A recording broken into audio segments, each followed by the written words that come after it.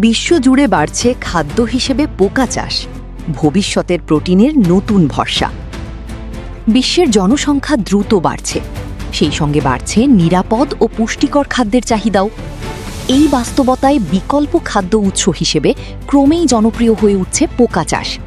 একসময় যা অনেকের কাছে অস্বাভাবিক মনে হলেও বর্তমানে বিশ্বের বিভিন্ন দেশে এটি বাণিজ্যিকভাবে উৎপাদন করা হচ্ছে এবং ভবিষ্যতের খাদ্য নিরাপত্তার গুরুত্বপূর্ণ অংশ হিসেবে বিবেচিত হচ্ছে।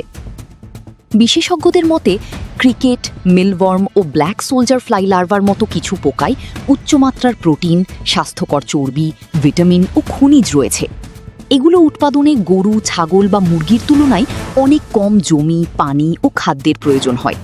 একই সঙ্গে পরিবেশে গ্রিনহাউস গ্যাস নির্গমনও তুলনামূলকভাবে কম।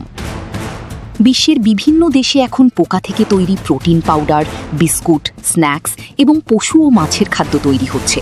অনেক প্রতিষ্ঠান এই খাতে বিনিয়োগ বাড়িয়েছে। গবেষকদের ধারণা, জলবায়ু পরিবর্তন ও ভবিষ্যতের খাদ্য সংকট মোকাবিলায় পোকা চাষ গুরুত্বপূর্ণ ভূমিকা রাখতে পারে। তবে বিশেষজ্ঞরা সতর্ক করে বলেছেন, সব ধরনের পোকা খাদ্য হিসেবে নিরাপদ নয়। শুধুমাত্র অনুমোদিত ও স্বাস্থ্যসম্মত পরিবেশে উৎপাদিত পোকাই খাদ্য হিসেবে ব্যবহার করা উচিত।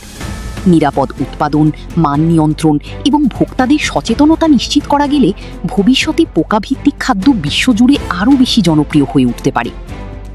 খাদ্য নিরাপত্তা, পরিবেশ সংরক্ষণ এবং কম খরচে উচ্চ পুষ্টিমান সম্পন্ন খাদ্য উৎপাদনের সম্ভাবনার কারণে পোকা চাষকে অনেকেই আগামী দিনের খাদ্য বিপ্লবের অন্যতম গুরুত্বপূর্ণ অধ্যায় হিসেবে দেখছেন।